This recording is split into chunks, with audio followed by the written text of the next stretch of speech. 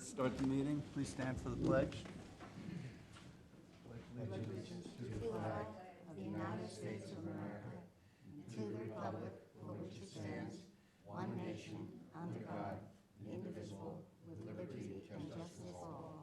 Thank you.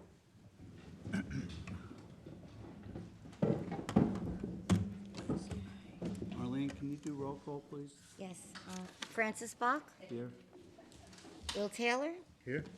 Jim Grimes, Absent. absent, John Aldred, Here. Brian Burns, Here. Del Cullum, Here. Rick Drew, Here. Susan McGraw-Keeber, Here. and Susan Vorpel. Here. Thank you. Okay. All right, we'll go to the public comments. Steve Grabowski.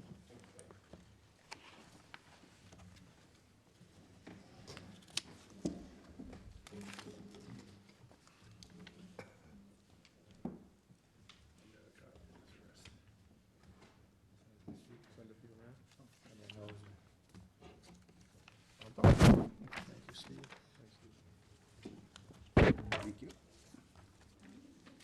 I was going to say, if you could, just pass them around. Thank you.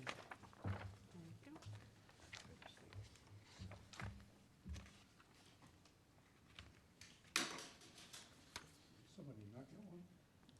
Jimmy's Jim's not not here. here. If you want to leave it behind, we'll after he gets us. I'll take a copy for Jimmy. Yeah. And leave it with you, Susan. Thank you. You have some extras? Thank you very much. Thank you.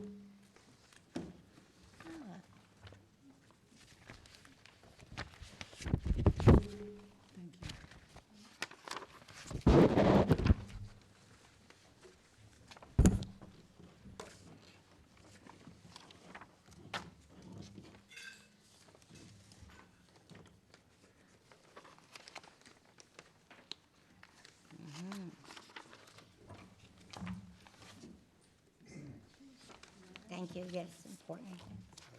John a little bit about this.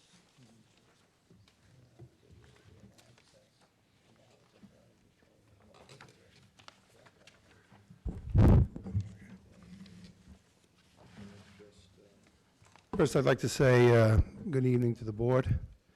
My name is Steve Grabowski. I'm a resident of Amagansett, and I own a home at on Bayview Avenue off of Lazy Point Road. And the reason for my visit here tonight is the dune construction at the end of Bayview Avenue that was applied for and permitted by Nicholas Greco at 117 Bayview Avenue and Stella McCartney Willis at 114 Bayview Avenue. I turn your attention, if you would, to the map. You'll see a map in there of actually the survey from First Coastal. Which handout? Probably page 3, 2, 3, something like that. Look at that. There's one in for each person, McCartney and Greco. There's a map in there. It's the one from First Coastal. It shows the scope of work. On the third page.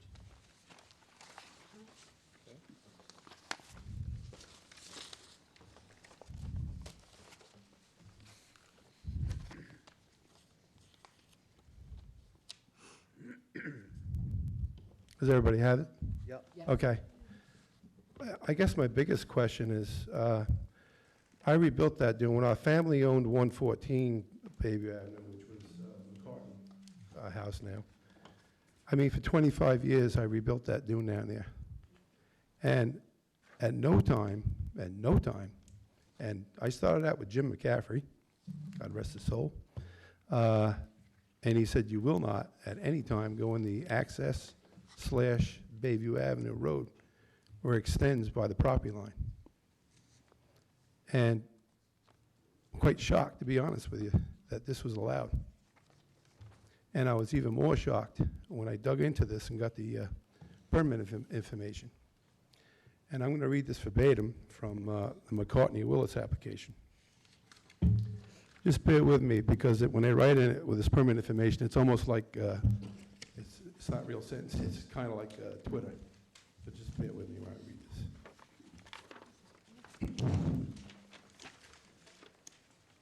And this is the notes from the general building permit from the building department. 7/23/18 BP, which is building permit 66458, was issued to, they have an LLC. It's called Ruru Property LLC. If you go to the last page in the McCartney of the permit information, you'll find that paragraph if you want to follow along.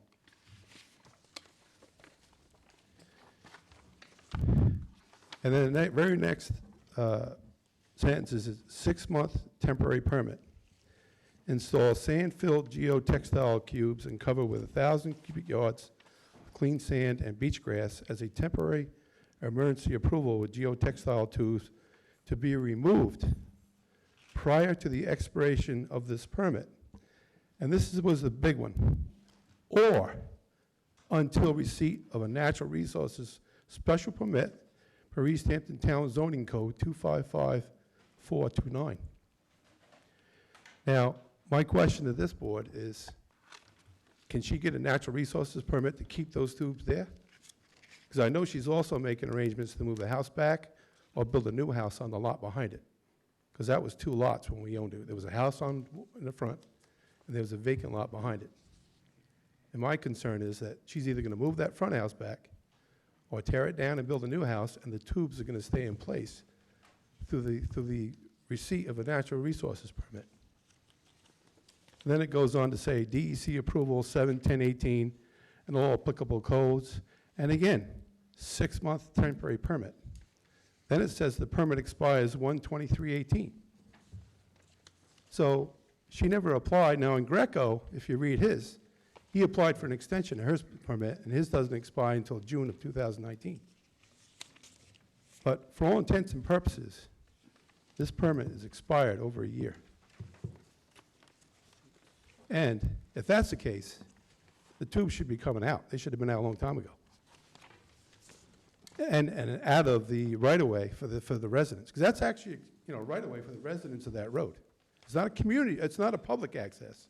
It's community access for all landowners and house owners on that road to get to the beach. But as you can see, the pictures that I gave to Francis, that's about a 4.5, I took that 3 weeks ago, that's a 4.5 to 5 foot drop. So if you want to get to the beach, you have to have a step ladder. And that never was that way, not through the right-of-way. Is that sand only across the access, or is that geotubes? Well, the white you see are geotubes that have been exposed. I gotta tell you, Steve, I may be wrong, I don't know if anyone else on the board, but I don't remember this ever coming before us. It had to. It did, it was non-jurisdiction from Rick Whalen. We didn't have jurisdiction. Rick Whalen sent a letter that the trustees don't own that beach. Brian Burns called me today, and Well, I don't know when but they made a regular application, but we didn't have. Every time I did, I had to cross your bridge. I don't recall this. I don't recall this either. I mean, Rick Whalen goes to very old deeds. He probably did a chain of title. I mean, he could have done it. Well, Yeah. that would have come before us, before the board, and I don't Yeah, recall I think that we either. should temper that discussion for now until we Yeah. get more research. Yeah, do more. So that's where we are. We're gonna have to revisit it, Steve, it looks like.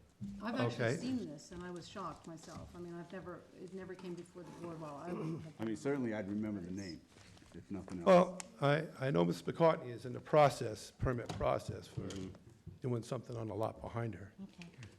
And I'm my sorry, biggest Miss- fear is that she's going to, hook onto this access, and the residents be damned. They won't, next thing you know, it'll be her property, Won't let you get to the beach. Well, I don't see how she was permitted to put this in front of the access to begin with. That may not be correct at all. That's why I'm here. I mean, you may also want to revisit the building department. If they issue the permit, they should be made aware via a survey of that access right-of-way that is deeded to the community, and having that original. Well, actually, deed- wouldn't the natural resources be the lead agency, and they would petition the building Very department? possible. I'm just following your line of discussion where it looked like it was something that came from the But other this is a department. general building permit also, so, I mean, And they there is- would have there is a issued. Well, for him to say it's not in your jurisdiction, that's shocking to me. Well, that's what we're That's trying- totally shocking. believe me. We're gonna double check. Because that never was the case. We'll In look at fact, you guys were the one that issued the emergency permits years ago initially. Right. And then the town, then the building department then we had to go through the building department. Only That's a Greco question about applied. the beach access. I noticed when I was there, there is this grade of sand that's rather high, and you would have to leap down to get into the beach below and the water. And there was a backhoe that was parked on the side on the property. So I'm wondering, was that sand brought in? That was all brought in. It That's all right. Because And- there is no direct access. to And the other with roads Son and that Son, are but there. years ago, I always had to bring the white sand. They made me bring the native sand in, white. I had to get white sand. I had to bring it from up the island. And I then couldn't use the corner yellow of that- Pistrian sand. Corner of the property is raised up high, and you'd have to leap down to get to the other side. Yeah, it's almost like it's built all up. And there was 2 permits filed with the trustees, it looks like in 2015 and 2017 for sand placement. Yeah, I'm not disputing the fact that there weren't permit So issues. why- And there was So DEC why issue and weren't everything the else. trustees involved in this, with these geotubes? It's- Yeah, we Well, really you know, need to look into Steve, this. in the town code, you're allowed to put geotubes with an emergency permit down for 6 months, and 6 months only.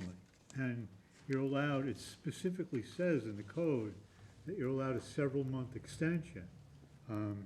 If you apply for it, But it's pretty you gotta quite. apply for it. But the town disregarded it in Montauk, so I don't know what they're, Well, like I said, The take is- I have no this- problem, you're we'll- gonna use the we'll- tubes, fine, we'll things look change. I wasn't allowed to at the time, Yeah. but I understand things change, and I have no problem but. with the tubes in front of their place. My problem is in front of the access, because it basically just cuts that road right off. You can't get down to the beach. I mean, I understand why they did it the way they did, because it does a better job, but that's not the point. Yeah, but it just came before us. We'll definitely look into it, find out what's Okay. going on here. Yeah, Greco came before us, but the other one did not. And the other, McCartney one is the one that's blocking the access? What was that? Greco, right?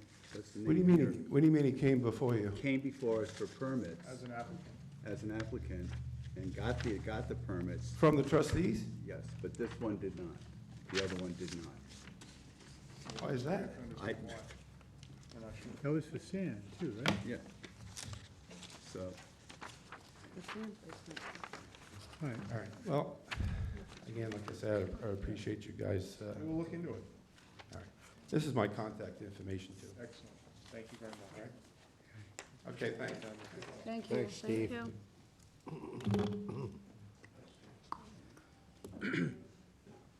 I had another resident, one minute, Steve, Joe on the corner, always forget his last name, in the fire department. with us.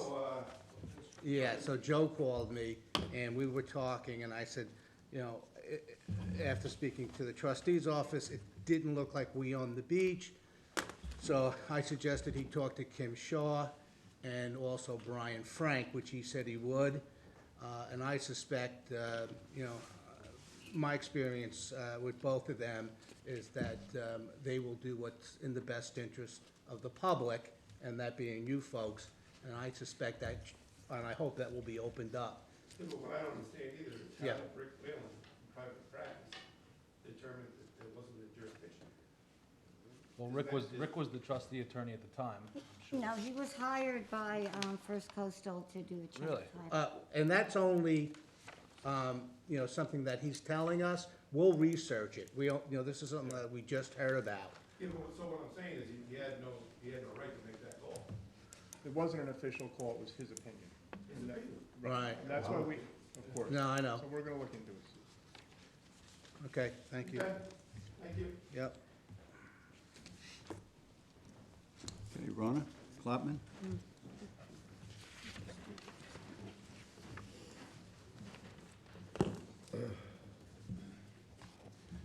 Rona Klopman from Amagansett.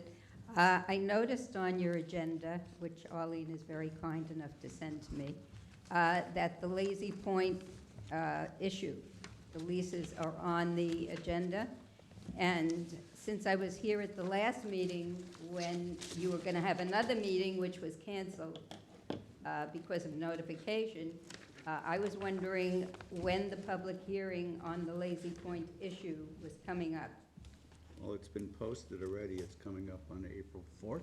Is that- Eight. 8th, April 8th. yes, So there will be a public hearing? yes. Okay, thank you. That's all I Okay. wanted to know.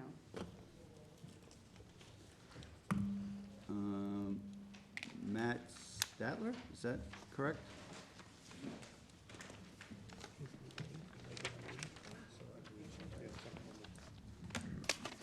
Good evening.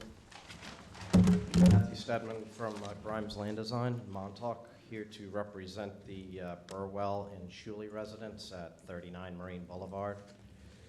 They have an application before you to essentially begin to rebuild the dune face on the southerly side of their property. Their property spans about 111 feet of ocean frontage, and in the plan, and I have an extra copy here if you want to review it. I believe Susan's familiar with the site. We essentially made some measurements off the back of the newly renovated house to show the existing state of beach vegetation and also what we're proposing to do to revegetate that area. Essentially, about 90 feet from the back of the house, the topography has changed since the last survey by Saskis. He doesn't date when he did the last topo, but it looks like it was 2011 or perhaps closer to 2014.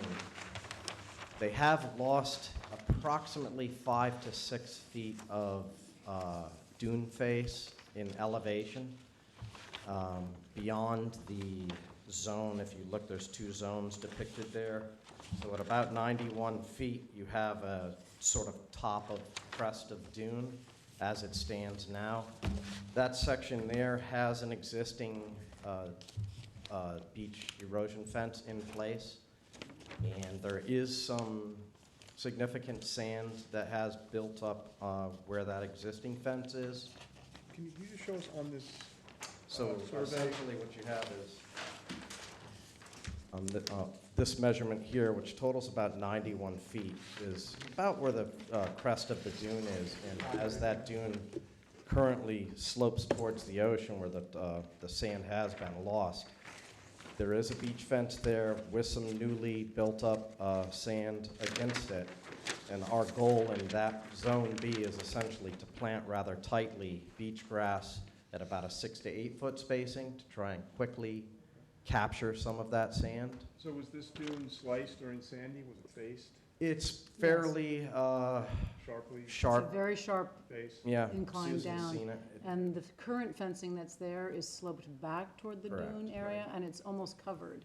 And Right, then I think to the right, if you're going east, they have a new fence that's They been do. put And up. their fence essentially would somewhat line up with our proposed additional 12-foot of proposed erosion fencing. So we're proposing 2 additional rows spaced approximately 6 feet apart, covering an additional 12 feet of dune frontage, essentially. We'd like to see that sand build up before any kind of planting would occur there. We'd like to restore, try to reserve the sand that's built up in Zone B with a tighter beach grass planting in that area.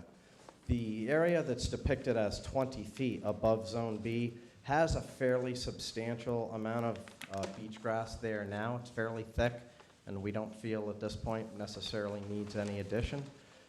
Beyond that, there is a rather nice sort of valley between a higher dune area against the house, a valley, and then a pretty taller, a tall section of dune in this section, the 20-foot vegetated section. The A section, which is about a 40-foot width or depth, is very sparse, and we'd like to see that planted or propose to plant that at about 12-inch spacing, 3 culms per hole, which is your typical spacing for beach grass. So this is just to essentially reinforce or reestablish a better stand of beach grass. This area can be essentially left alone, and then to tightly plant Zone B where there is some significant sand buildup, and add 2 additional rows of fencing that would perhaps be applied for to be planted in the future if we build up some more sand there. How much beach is between the proposed fencing and the water, or mean high tide? significant amount of beach. In fact, if you look at the old topo, they've lost about 6 feet of elevation there. This topo is no longer accurate. This is essentially down at a slight slope down to the water. Yeah, my understanding is that the survey, the original survey, shows a different line than what is actually current. And there's a little red flag there, too. Yeah, I did that. Oh, you did that. I was trying to pick some points, measuring off the back of the house, Okay. essentially to line up where the neighbor to the east fence ends so that we didn't encroach past that. This fence would align, if anything, it would be a little bit north of their fence, but essentially in line with their fence, not forward of that. We still have some, A lot of beach there. A lot of beach in front of there. If I had to guess, I'm gonna guess it's gotta be 75 to 100 feet. So Matt, It's showing. Now, this was, okay, so it's been updated. guys, so It Matt, says that it's not. I think our only concern or jurisdiction lies with regards to the snow fence. Correct. Anything towards the house, north of that, you'd have to go before natural resource? You'd have to get other town permits, correct, to let them know what you propose to do? Correct, yeah. Okay, so, I mean, I think it's good that you're letting us know, but of course, our responsibility stops at the dune crest. Okay, Yeah. very good. But we're talking about sand fence here, right? Sand fence. And planting. Right. and Right. and planting. But the planting is not our responsibility. Oh, it may be. Yeah, we You should, want to plant in here too, do you not, in the new area? We would not plant the new area until they had a significant amount of Around here, snow. we visit. The existing beach fence that's there, like I said, it has a decent amount of sand that's built up there, and that we'd like to plant rather thickly. So the shaded area of B is a proposed planting. Yeah, this would be proposed at a 6 to 8 inch spacing, and this would be, the zone A would be proposed at a 12. And of course, we wouldn't allow anything south of the fence because, and I'm not implying this, but others have used that as a land grab. Right. And so we would not allow that. Speaking to Jim on this, you know, they've lost that 12 feet. It comes and to goes. scouring, which is obviously no longer their property, so it would be ideal if they could gain that back over time and try to restore the face of that dune. yeah. Well, just, Grass on this dune that's, Very we, minimal keep it on spillover, record? you know, once again, that Encouraging. 20-foot band has a really nice thick stand of beach grass, and it sort of feathers out as that dune face falls off. There's very little there, so, but there is new sand, newly deposited sand there. So the idea would be to hold that sand that's there and eventually, hopefully, build up some additional sand in front of it, to the south. Our newish sand fencing law requires planting also, or recommends and planting combines also. And them. it's combined to one permit. and this is the sort of stuff we've been trying Just to encourage. so you guys to remember. Have a natural beach buildup. Right. So I We've think had we should be in excellent, favor of putting, So- the existing sand fence that's there is practically buried because It it's is. been working. And it's in, like So- Susan said, it is a little bit Yeah, yeah. pushed towards, But you know, probably due to instances like that, wave action to the We've been north. talking about encouraging people to do exactly what you're asking permission for. Do you want to wait a week or 2 weeks, or you want to, does the board want to discuss it? Should I go back and take some pictures? Would that be helpful as well? I could also email you some pictures. That would be What is terrific. your timetable on starting the project? As soon as I can get Natural Resource to agree to this. So you don't town. have natural resources yet? Yeah, we're ready to go, though. You know, if they, I, 2 weeks hold you up? What's, if we were what's to ask the for some hesitation on? we're running out of time with the bare root beach grass planting. We'd love to do This that sounds like, next week. you know, Their neighbor has a brand new. we've been trying to get the town on board with this, Yeah, you know? This might be I a mean, good- I'm okay with it. Yeah, I'm good. And they have significantly lost. I mean, it is a drop. It's a cutoff drop. Yeah, I'm And, basically okay with it. yeah. I have a feeling that Does anybody, They'd like to plant in the window for beach grass, which is closing, so. So have you I submitted wouldn't your wanna plan to hold them up the ZBA? for, John? So, shall we make a motion then? I don't know, do you? I what think do we're all have okay. Do you have any objections? No, Anybody, I- questions? it's a soft solution, I think it's a preferred approach. Soft solution, build the up fence the would be beach. installed with Yeah. wood posts. We're aware of the no Yeah. metal post. Yeah, Would be a 3-inch Douglas fir, 6 are we foot. gonna, what are we doing with these identification tags on this fencing? Have we gotten to a point there yet? Is this- It's not in the code. We would definitely like some kind of markings on the fence. But we haven't, Just in been case able you to get get the- storm damage. Oh, do you put the signs name of the on? company that installed it, you mean? Yeah. I've seen First Coastal do it, you know, every 100 feet. If it's a long run, they'll have like a plastic or Okay. rubber. Just something in case it gets displaced in a storm, in case it gets moved in a storm, we can identify it. Well, yeah, so Clean it up. The homeowner's really, really positive, and they're not going to be negligent as far as, I trust them. If anything was displaced, they're gonna get it I right think it's back. also, Yeah. if I'm not mistaken, it's because we want to start keeping track of who's permitted to have the sand fencing. So it's kind of, there's multi-reasons for these tags, but it's certainly something that we can affix to sand fences later. We just didn't know if, I was just wondering if, Are where we we putting had our gotten with it. permit number on there?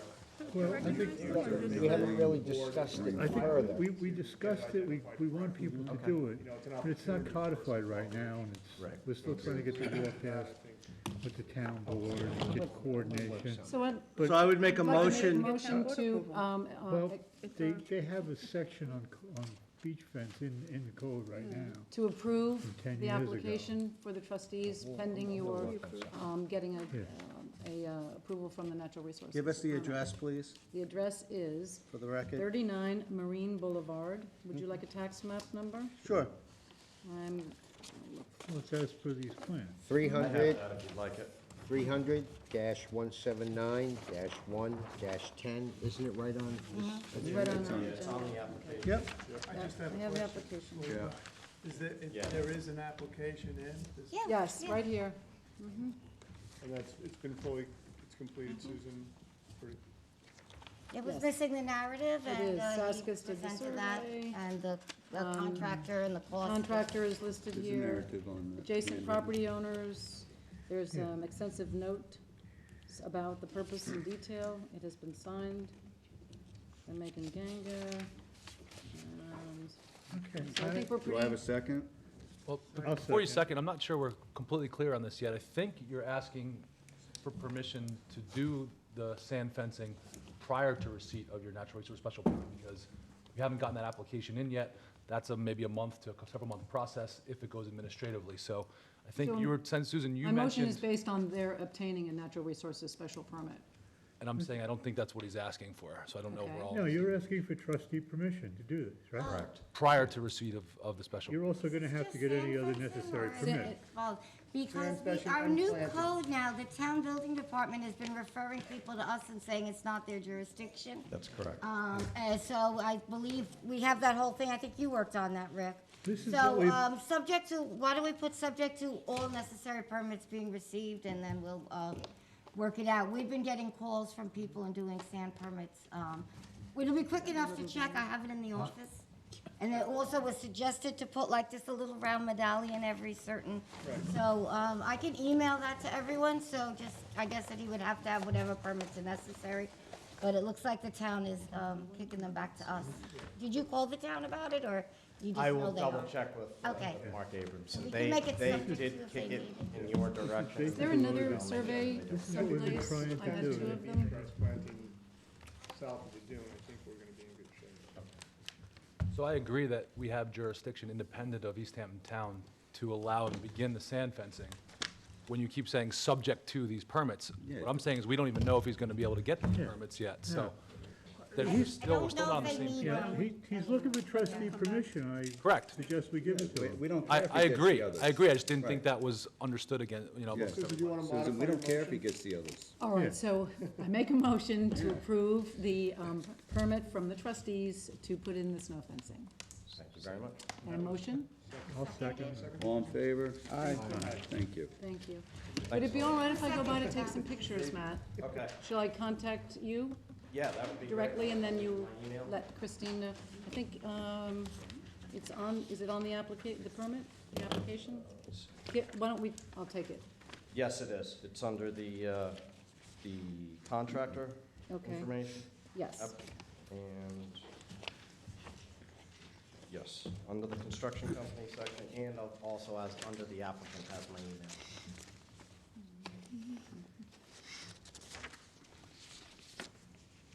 I have the applicant's email. Oh. Okay, continue. I had dropped that off today. If I don't have it in there, you have a copy of it at the office. All that. I'll find it, I'll find you. Yeah. Okay, thank you. Thank you. Okay. Is there anybody else who wishes to address the board? Oh, thank you very much. Yes, you're welcome. No? Okay, so we'll move on to new business then. Let's see, we did beaches, we just did 39 Marine Boulevard. Napeag Lazy Point, proposed local historic designation for the art barge and the D'Amico Studio and Archive. I read this, and I think this should be something that we would want to do to preserve and protect the institute, the Victor D'Amico Institute of Art. It's a valuable historic. Well, would you like to read this? Oh, I don't I mind. mean, do you mind? No. Okay, If you'd it's the like. same thing you have. All right, I know. Just so everybody All right, understands. the letter came from the Arts Council, East Hampton Arts Council, and it's Jane Martin and Janet Jennings. They are the co-chairs, and Sylvia Overby, Councilwoman Sylvia Overby is the liaison. The letter was sent to us in December. Dear board members, the East Hampton Arts Council, EHAC, was created by the town board to advise it on issues related to the arts, artists, and the arts community. One of its goals is to identify and help preserve properties of cultural and historic significance within the local artist community. With that in mind, the East Hampton Arts Council would like to propose that the town designate the Victor D'Amico Institute of Art, here known as VDIA, a local historic landmark. As concisely set forth in the attached memo, the VDIA is comprised of two singular locations, both lovingly created by Victor D'Amico and his artist-teacher wife, Mabel, in the 1940s, as they became an important part of East Hampton's long history of migrating artists who began coming to the East End in the late 1800s when it was established as an artist destination. The VDIA is comprised of the Art Barge, a summer art school in Napeag, and the Victor D'Amico Studio and Archive, a house museum on Shore Road in Lazy Point that comprises an extensive collection of art, furnishings, books, and other items and ephemera related to D'Amico's life history as art educators. The Art Barge and the D'Amico Studio and Archive are structures that bear great cultural and historic significance in our town. They provide a center to nourish artists and where the entire community is encouraged to participate in their educational programs. In addition, both buildings provide exhibition space that is open to the public in two beautiful and uniquely East Hampton locations. We strongly urge the town to designate these structures local historic landmarks as a means to preserve the D'Amico's legacy and to ensure that the structures and institutions remain functioning as they are. The VDIA began at the Art Barge as an offshoot of the Museum of Modern Art and has been an independent nonprofit 501c3 since 1973. MoMA has leased the structure to the Institute since that time for an honorary $1 a year. There is nothing in place to prevent MoMA from canceling the leases, selling the properties, and allowing them to be turned into mega mansions. The most recent lease expires in 2026. Currently, there are no protections in place to ensure that this property remains as it is. The current lease does stipulate that the VDIA has an option to purchase the property at any time during the lease period at fair market value. The D'Amico Studio and Archive, which was integrated with the Art Barge to form part of the VDIA in 2000, sits on the East Hampton Town trustee land. The VDIA holds a yearly lease with the town trustees. This lease comprises 3 houses facing Gardiner's Bay at the entrance channel of Napeag Harbor, the D'Amico residence, an original Montauk Village fishing cottage, and an oyster watcher's hut. The attached memo sets forth the enormous and important contributions of the D'Amicos, how they began sponsoring art classes at Ashwell Hall in the 50s, and then moved the classes to a World War I Navy barge towed from New Jersey to the head of Napeag Harbor to create a unique experience in an ecological paradise of sky, sea, and land. Sand. The various structures that comprise the VDIA at Lazy Point are an integral part of that paradise. As stated in the memo, the VDIA has offered a unique program of art education, enrichment, and enjoyment in our community for nearly 60 years. As its leaders also pursue channels to preserve its legacy, the East Hampton Arts Council strongly urges the town to designate the properties historic landmarks in compliance with Town Code Section 255-7-25A1. The Victor D'Amico Institute of Art qualifies for such designation because it is supported by all 5 of the following procedures within the code. A, possesses special character or historic or aesthetic interest or value as part of the cultural, political, economic, or social history of the town. B, is identified with historic personages. C, embodies the distinguishing characteristics of an architectural style, building type, period, or method of construction. D, is the work of an architect, designer, or builder of local or regional importance. Or E, because of a unique location or singular physical characteristic, represents an established and familiar visual feature of its neighborhood. Thank you for your consideration. Sincerely, Jane Martin, co-chair, East Hampton Arts Council, and Janet Jennings, co-chair, East Hampton Arts Council. Okay, I thank think you, they Susan. gave wonderful reasons why we should want to Okay, hold this now, as a, one correction, this letter was actually sent to the town board, not to the trustees. oh, excuse me. The town board has asked us for a letter of support. They're inclined to support this. I asked Chris to look into it, and you didn't find anything that's objectionable to this? No, I did not. I reviewed the code in its entirety. I reviewed the zoning code that applies to this as well. If anything, it, imposes a little more strict guidelines as to what renovations or any future destruction of the property, and I don't see anything that would affect the trustees' ownership negatively. So, from a legal perspective, there's no issues. The only thing that I wanted to comment on, and I'm in favor of this, but I wonder if this new designation, if it comes to pass with regards to the one on shore, would create more traffic as it became perhaps more notable. Probably not. Forget it. I'm in favor of it. Just a thought, I didn't want school buses pulling up. So George this would have a doesn't heart create attack. any kind of conflict with the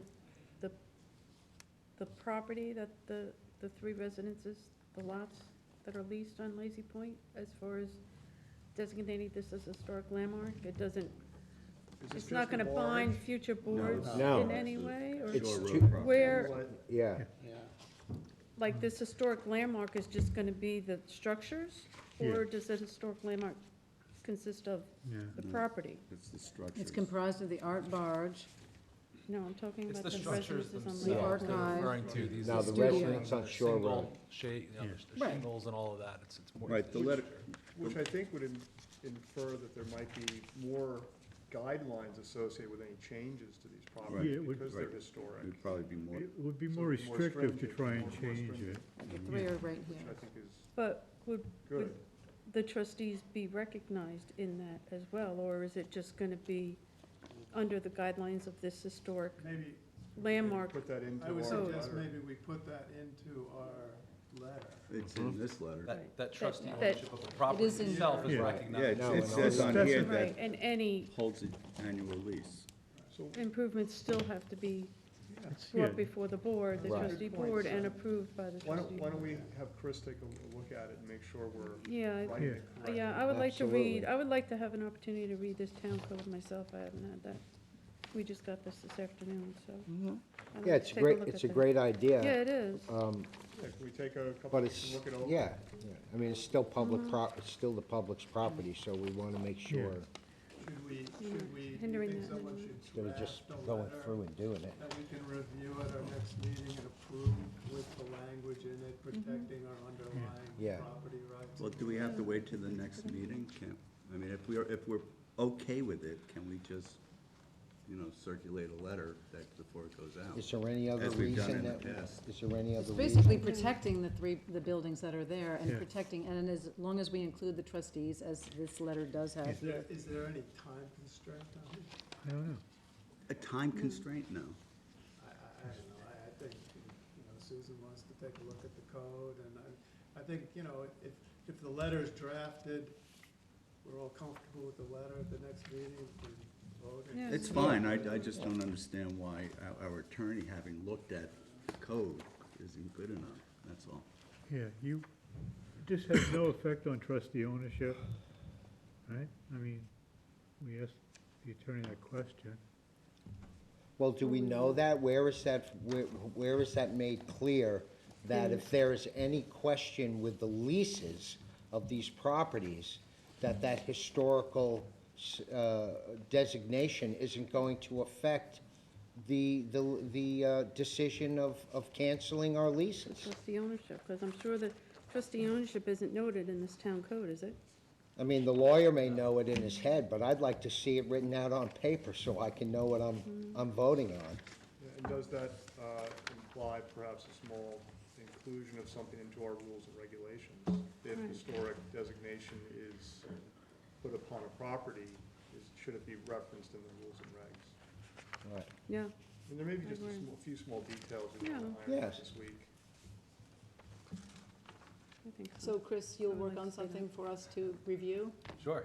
Yeah, I see no reason why we shouldn't table it for the next meeting, and I'll work on something, and Susan can take a look at it, and we'll make sure we're adequately covered if we're gonna go ahead and support this. Yeah, it sounds like a great idea. Yeah, it's a wonderful way to preserve something that is, They are some special little buildings. Yes. If you've ever done a tour down there, Chris does some tours, and they yeah. are. As long as I we're love not the giving little up any house on trustee Shore Road. ownership or jurisdiction, I'm fine with that. My father actually built the public second property. deck on the art barge back in the 60s. And they just did some renovation, and when they pulled down the wall, they invited me over to show me little things that my dad hid behind the walls.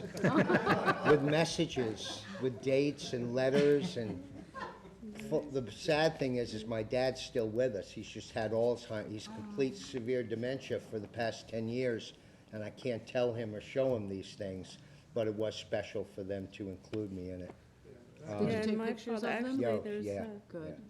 my He's- father had given Mabel years and years and years ago, he gave her a buoy or something, and she made a piece of art out of it, which is on the front yard of the property on Lazy Point. And there's a little plaque There's a there lot of cool stuff. referencing my Lot dad. of Yeah, I neat love stuff. that cottage, the Yeah. little county cottage. I'd love to stay there for a weekend. It's like a little hideaway in the fairy woods, so.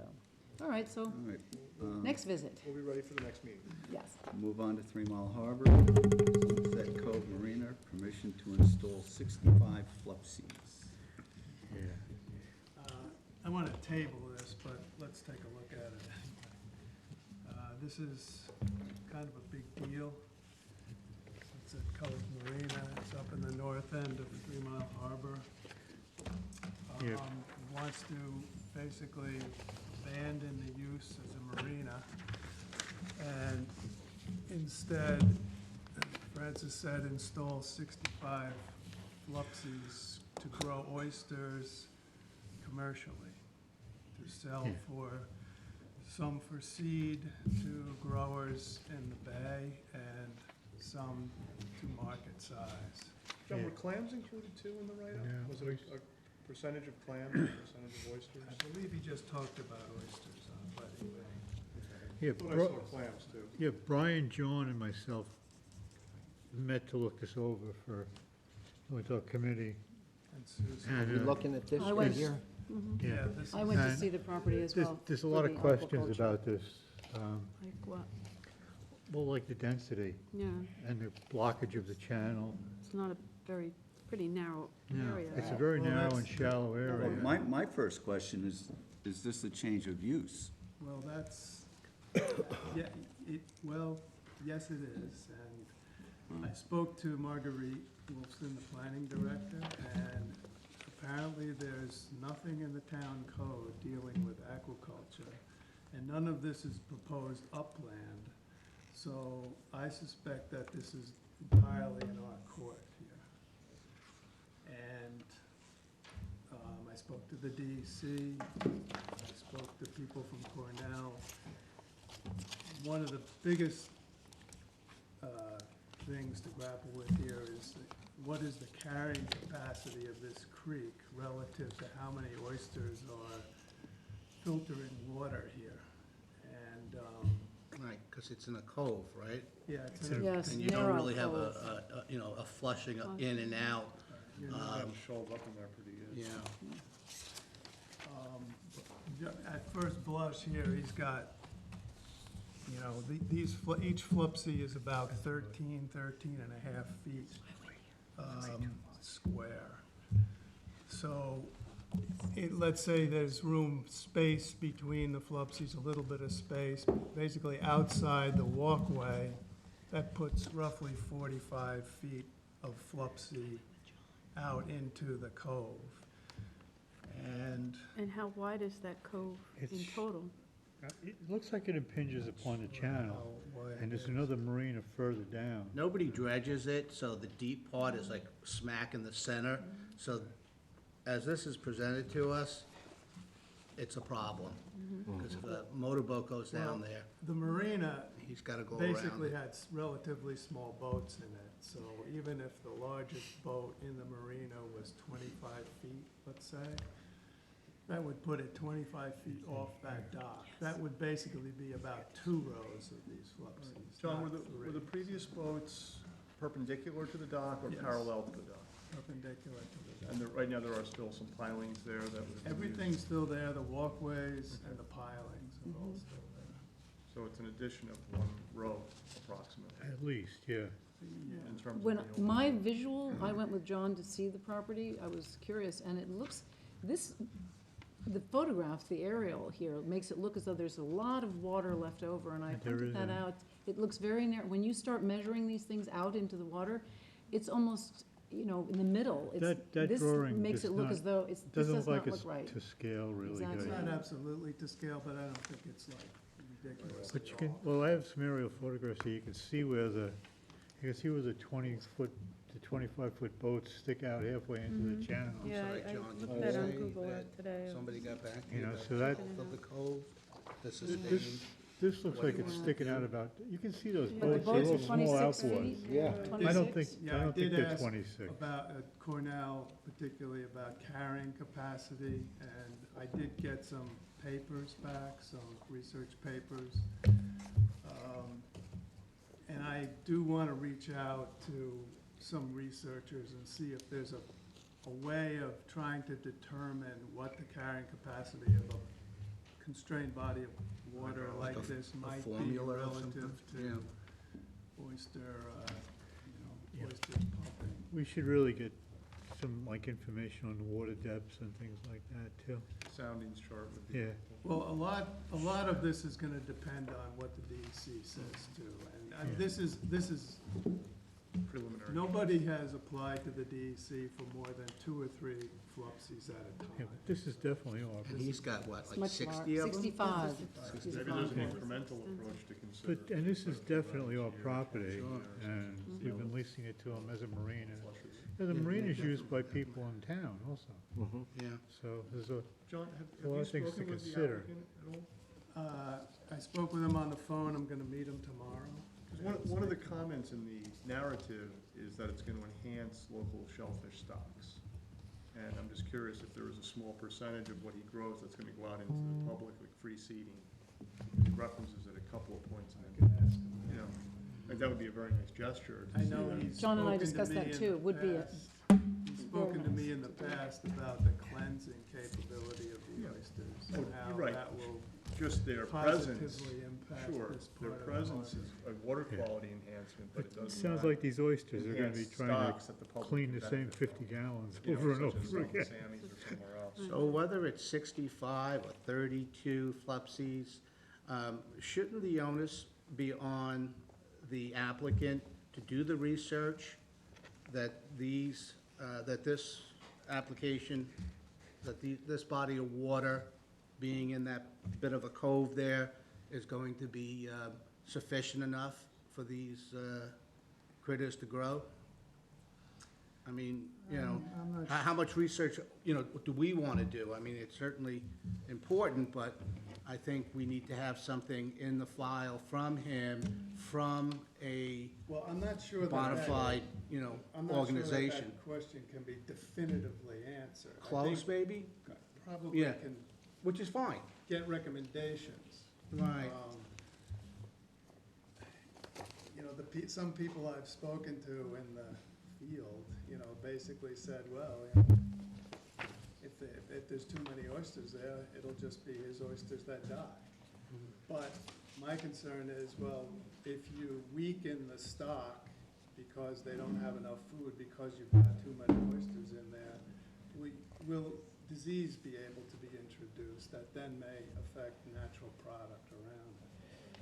So, And I mean, case in point, whoever's responsibility is to get a professional opinion on that or assessment on that, I don't know, but I kind of, The other thing that you mentioned, John, when we were there, is maybe getting the seedlings from the shellfish hatchery, so we knew that they He were. does want some of the seed local from the seedling. hatchery, but the hatchery can't supply all the seed he wants for this size of an operation. Would we want then a stipulation that we would approve of the seedlings? Is that something that the trustees could do? We would know Well, where they came there from? is language in the LWRP relative to a situation like this, which I guess suggests that We don't use the any. Natural Resources Director approve the source of seed. That's how it's written in the LWRP. The DEC has guidelines as to that. I think what we could require, that may not be required by the DEC, is a certificate of health from the supplying hatchery. So they would have to, or whoever received the oysters would have to have them tested by a certified lab and demonstrate that they're disease-free. Yeah, particularly if they come from a non-town hatchery, we wouldn't want to introduce disease into local waters.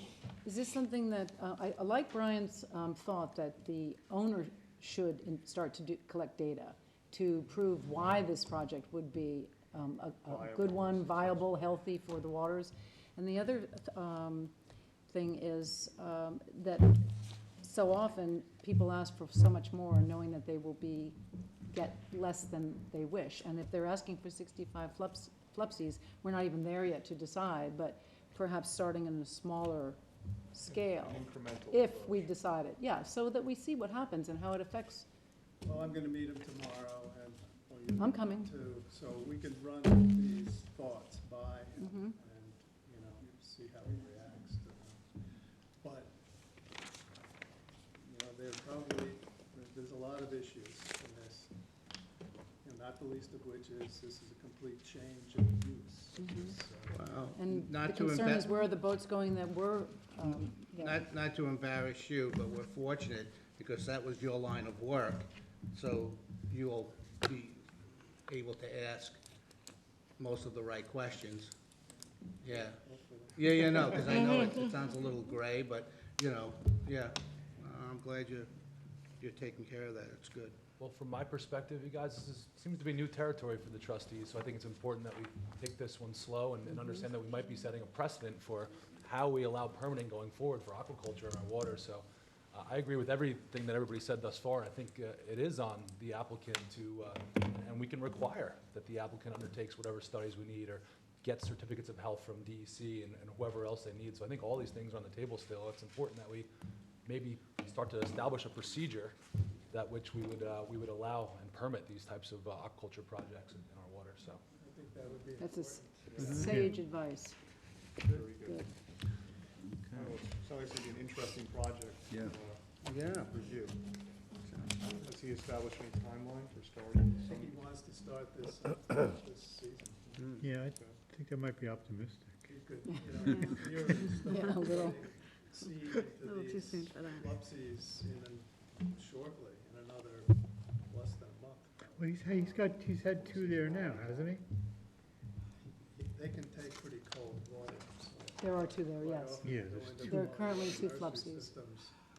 Inside, on the other side of the dock. 40s, 50s. Yeah, just getting up to 50 degrees, which it's starting to Magic get to number. now. Yeah, we should- When you guys What talk, state permits does he need to be able to grow and sell these oysters? Does he have his permitting in place from the state? No, he doesn't. He's applied to them, and the way the state handles a permit, is, as far as I understand it, is it first goes to Region 1.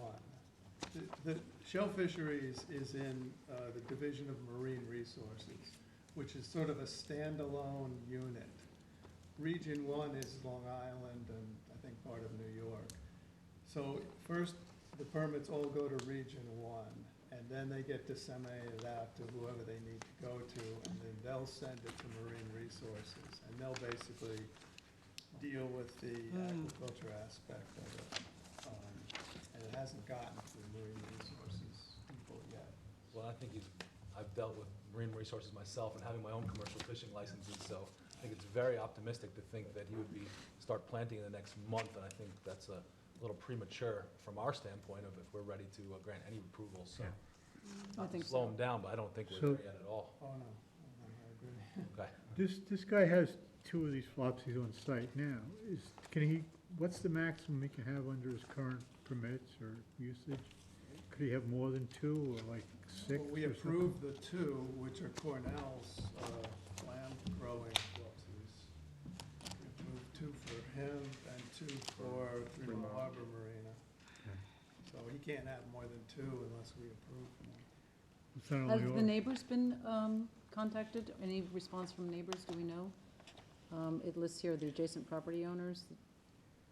Do they have any, I mean, I would imagine they'd want to know what's going on in their Well, neighborhood. one of the neighbors Folkestone is, Marina's the one that's. one of the gonna be neighbors most is- concerned. is a marina that belongs to the homeowners association there. And they would be, I think, pretty impacted by having these things impinge upon the channel. So I don't know if they have, It's across the cove. Is that okay. further down? yeah, further down. So they'd have to pass by? They'd have to pass Oh, by it, yeah. okay. All right, well, that makes a big difference. It makes a huge difference, yeah.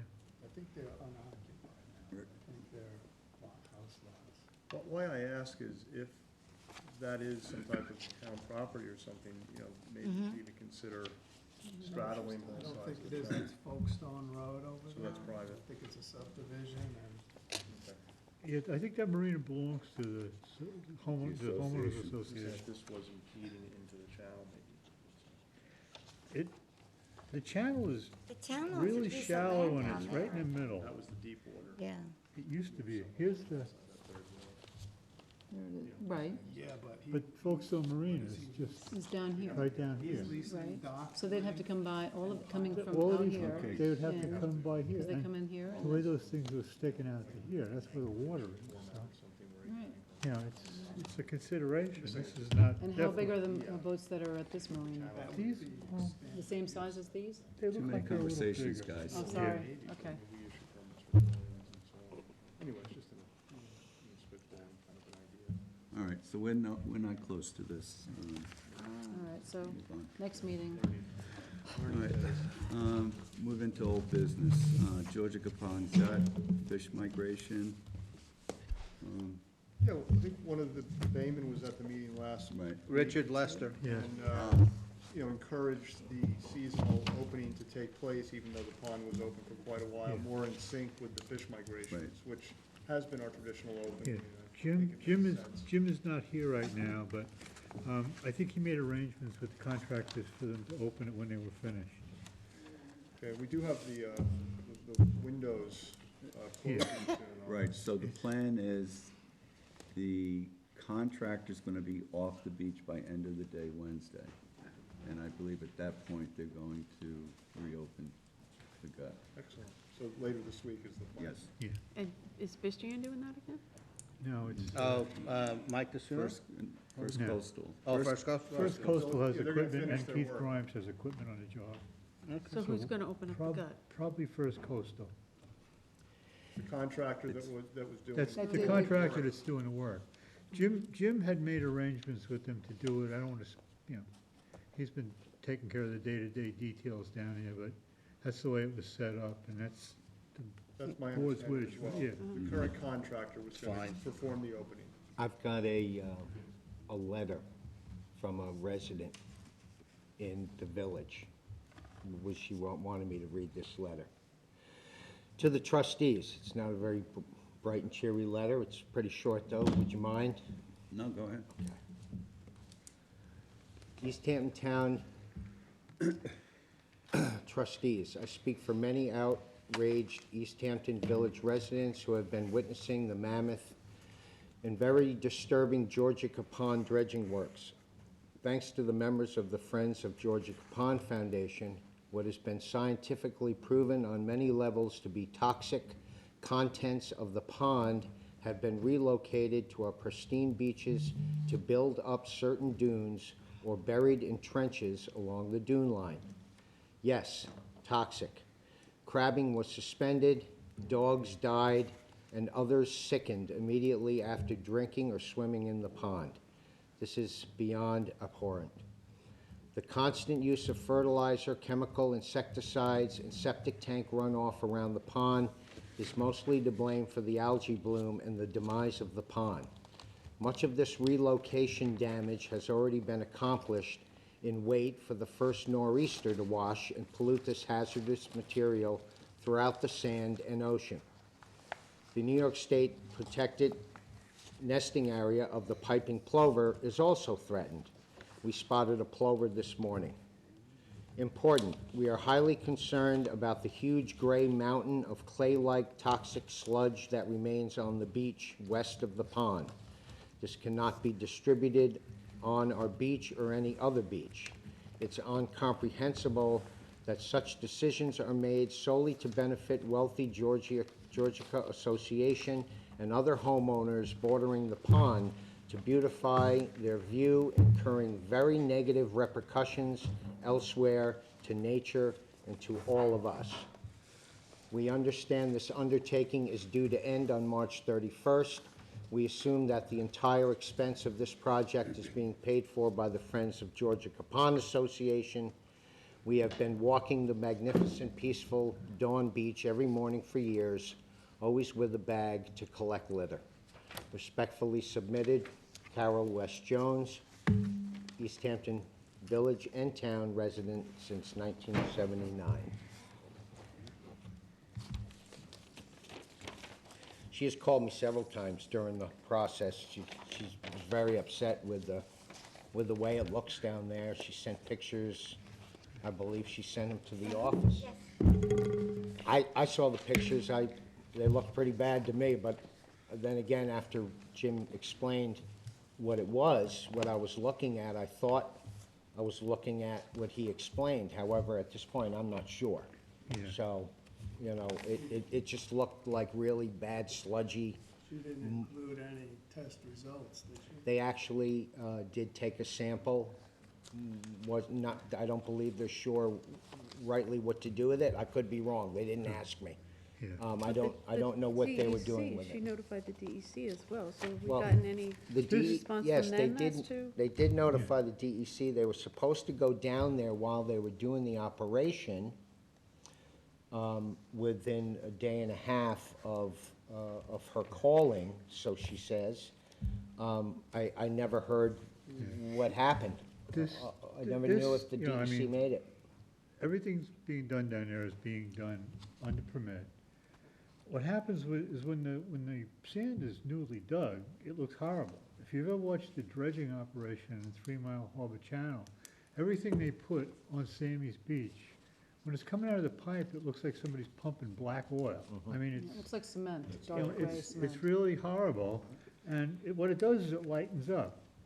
How do you determine though, Bill, and I'm just asking, okay? Yeah. How do you determine, when you pump out that black stuff, how do you determine whether that's okay black stuff or not okay Well, black it's stuff? most likely- Or samples. it's But most likely, They do samples okay, so before they they test do it, it. Yeah. right? There was That's sampling, all. there was sampling done for the designated dredging areas, which was directly to the north of the cut, and there was an area a little bit further to the east, northeast. But do they sample that black Yes. sludgy Yeah, stuff? they sample. Well, they go right into the bottom they ahead of take time. grab And it's Yeah. all Designated cleared areas. before it's laid back They on the wouldn't give you beach? the Yeah. permit.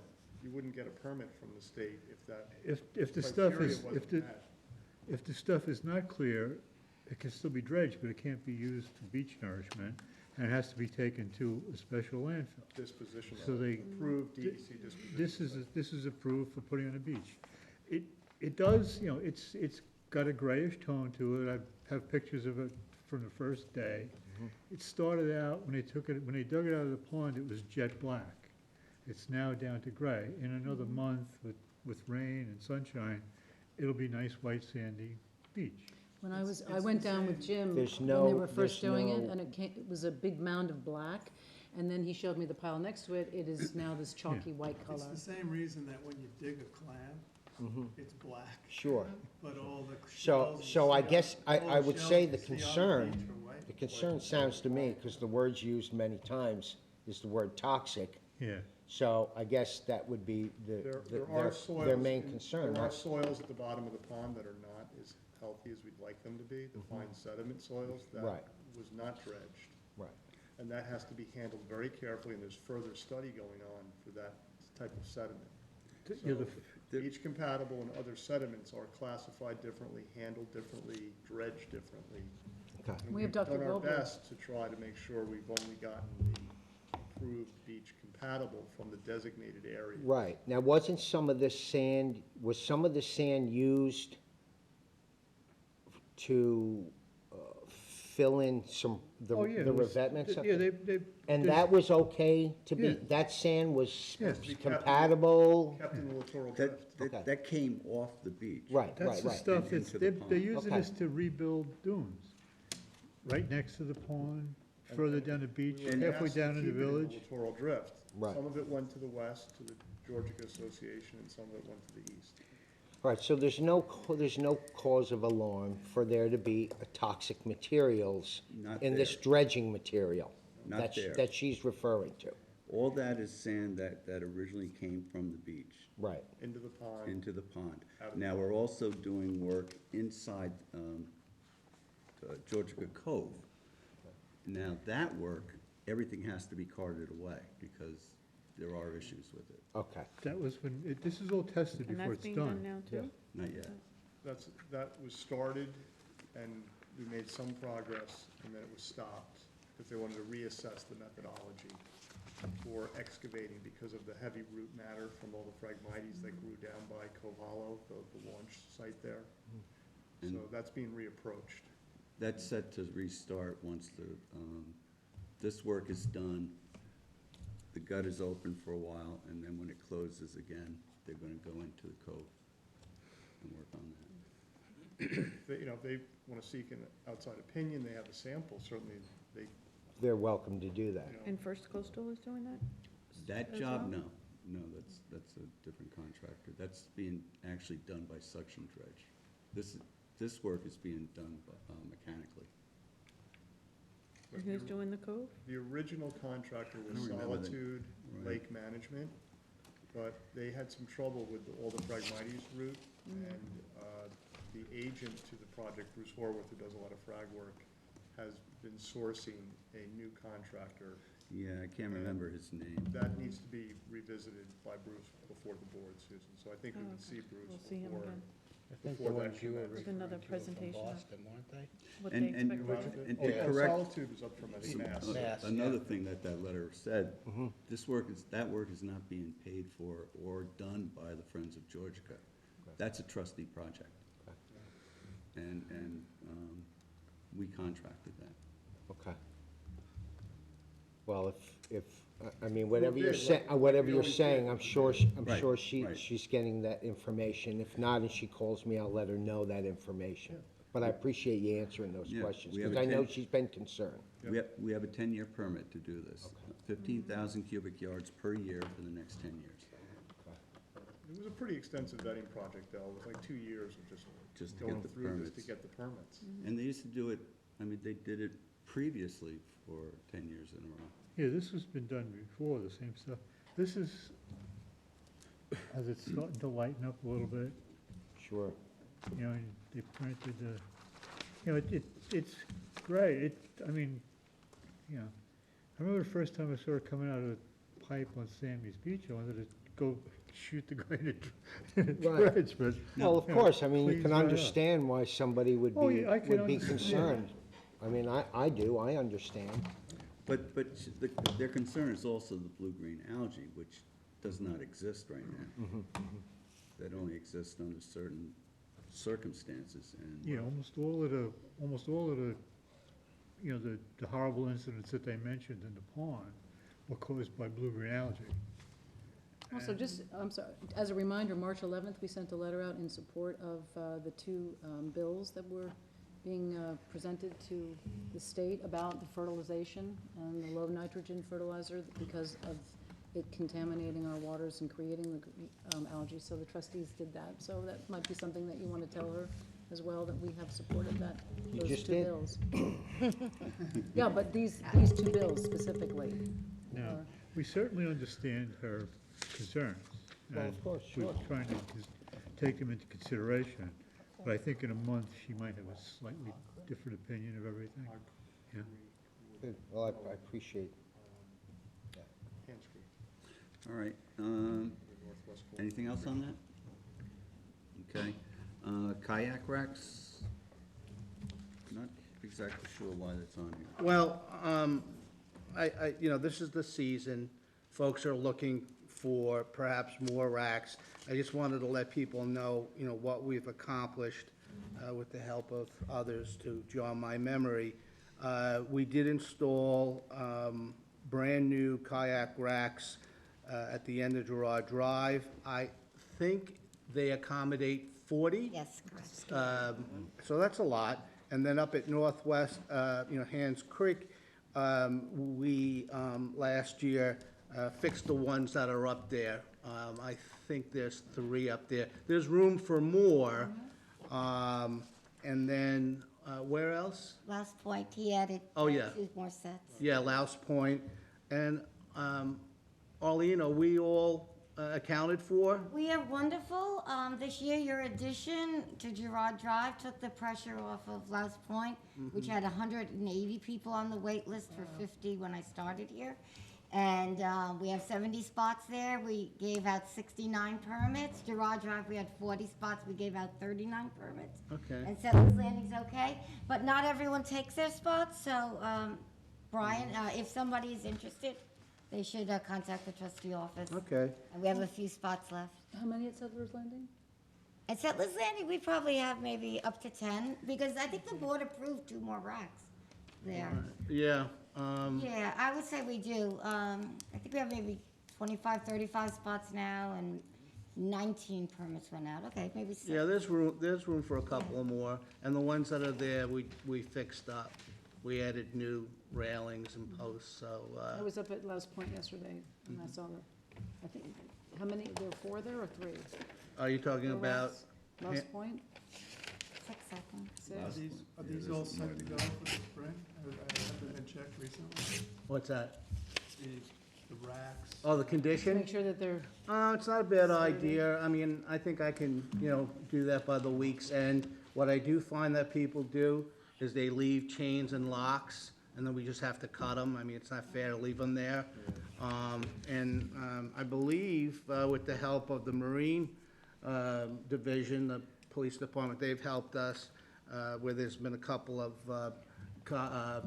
tend to be like more of a inexpensive kayaks, summer, one-time use. So they've been taking them away, so we have that relationship. But yeah, I'll check to see how sturdy they all are. Now, last year, we made our own signs for these things, and we laminated them. Is anybody opposed to us having real signs made and Yeah, attached you to probably the- should, because the Yeah, I other ones recommend didn't that. last too. Right, too No. long. No, let's do that. Estimate for motion graphics or something. yeah. Mhm. It would probably be on, what would it be on? Signboard Plastic. of some sort. The highway department made some metal ones, but maybe not for everywhere. Those ones that Dell took the pictures of, those were the There's a sign laminated company. ones. Yeah, they made make, in-house. they make They made metal small ones. out of that pressed material. How does that weather? It weathers great. I mean, it's the same material the signs, that they put on the beaches. Some no of the, trespassing. there's a company that makes signs. I know we got the no discharge zone. But they make a lot of municipal signs. The Voss Sign Company, I think it is. Maybe we should just get a price for what, they make plastic. I don't know. How many do we need? Not 1,000. Yeah, No, we probably, Half a dozen. 10. yeah. I'd say it doesn't. Right, so, Have them make them up. so, it's like an administrative thing. I don't think we have to have you come back. Just do it. Get 12 of them. I mean, research a good company, good material, and just have it You done. might wanna get more, just for future use. If they break. Sure, well, you have a or contact destroyed. then, whoever makes them for you. See what their minimum is. Yeah. All right. Maybe it's 25 units or something. If you don't mind, and because I'm still working on the medallions, which would fall under the same kind of printing thing, and I'm also gonna look into getting some little tags for the snow fences, just to throw you an idea. If you don't mind, I'll take that under my wing, and I'll get some information for you, for the next meeting, for Yeah, if we all, got- all of That'd be those great. ideas, but the signs in general. Basically, they're gonna say, for use by trustee permit only? If you go down Louse Point, I take saw take it. a I picture. took a picture of one. Right, okay. Yeah. I have a picture of And, one. but, the season's gonna be here, I mean, this is kinda silly. Right. I think you should just go ahead and get them made. Okay. We'll certainly respect your decision, it's gotta be All right. done. Yeah, I mean, it'll be simple, plain, no, you know, no we're kinda, pictures or anything. yeah, No logos. we've got the money, it's. All right, I'll get on that. Let's do it. They're important. Yeah. Absolutely. We don't want to have people conflicting, trying to use their spot. All right, move on to committee reports. 85 Louse Point Road, Shoreline Stabilization. Yes. Susan, Jim Grimes, and I last August were there, and it was nice and sunny and warm, and I just went last night. And I took some pictures. I was going to put them on USB, but no time, so I'll pass these around. Dale, I'll start with you. And the first pictures, that's right up. The water has come completely directly up into the house itself. It's really, this is winter. You got a couple really good wear high and tear. tides down. Was there that during the this winter, storm, too. Susan, or was that a regular tide? This was just Oh. last night I took these. So the damage, you'll see when you see the pictures, I mean, it definitely needs to be rescued. And Jim had advised that this is with due east planning, that they wait and get a plan with some revegetation. I mean, it's right there. The water is rushed up and you can see did have it some big closely. tides, but- There was some real Been big there for tides a lot this of year. permits, they have to like- secure. So I called, I spoke to Susan Brierly of Due East, and she said nobody was there, just go on up and take pictures. So we had discussed seeing how it looks now, because we haven't seen it since August, and it's in dire need. So she's waiting to get some other documents necessary, and I have 4 copies of the core log plan prepared. This was dated January 28th, 2019, and as soon as she has everything, she'll come back in. Susan, is this that house that's practically in the water? Yeah, it's sitting right there at the edge. It's on the left-hand side of Louse Point as you're driving up. It's just before the curve. Before you get to the parking Is it on area? pilings, or is it? No, it's not on pilings. It's right at the edge. No, and you can see some stones going down. That's the walkway. It has really eroded considerably. I think it's worse than it was in August, Now, to be there's sure. one little section in there that, I'm wondering, is it a spring or something?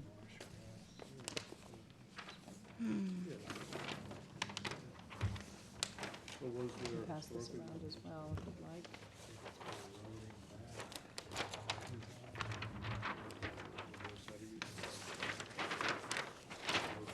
Oops.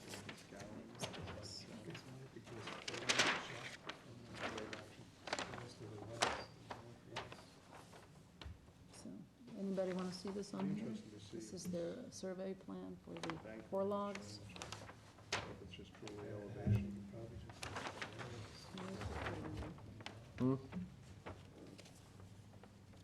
So what's the history here? There. So she's asking This is for our permission to do this? Yes, and this has been going on. For over a year, yeah. And suggested what? She needed some other permits, and he suggested that she wait until the spring, because the winter, she was going to do some planting, and he didn't feel that it would survive well, and to wait and finish Get up. the So other permits? I'm She sorry? gotten the other permits? she has a couple of other permits to bring in, and then she'll be set. So I decided to go up and take pictures, because we had all discussed that it wasn't, Well, this is a really interesting project, because it is, what I'm gonna call a sod bank with marsh grass. And I don't recall us really weighing in on a project quite like this. Is this something that's gonna be proposed on the water side of the marsh grass? What type of an impact are we gonna have on that plateau of the sod bank there? It's a very interesting environmental question. You know, this isn't something we really looked at in my Right. recollection. And will it affect the neighboring properties as Well, well? how will it affect that Once you whole put that in that, grass, plateau there? It's an interesting scenario. Well, as I understand core logs, and I don't understand them very well, they'll be placed at the edge of the beach. Okay, an extension They'll of prevent that, further erosion. I'll pass these down for you to see, interesting. Francis. So is this part of a sketch for a plan, or is this just a survey? Yeah, no, you that's see the that? plan, and there is a survey there. And it's the plan for the core lodge.